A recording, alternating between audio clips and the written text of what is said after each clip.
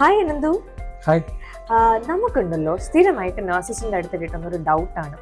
അതായത് ഓസ്ട്രേലിയയിൽ ആറനായിട്ട് വർക്ക് ചെയ്യാൻ അവർക്കൊരു ഓസ്ട്രേലിയൻ ക്വാളിഫിക്കേഷൻ മാൻഡേറ്ററി ആണോന്ന്, അതോ അതില്ലാതെയും അവർക്ക് അവിടെ ആറനായിട്ട് വർക്ക് ചെയ്യാൻ പറ്റുമെന്ന്?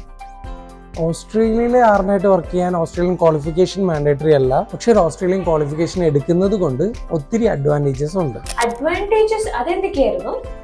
നമ്മളിപ്പോൾ ഓസ്ട്രേലിയയിൽ ഒരു ക്വാളിഫിക്കേഷൻ എടുക്കുമ്പോൾ നമുക്കത് ഓസ്ട്രേലിയയിൽ ഒരു better job, better designation, better salary കിട്ടുന്നതിന് വേണ്ടി ഹെൽപ്പ് ചെയ്യുന്നു.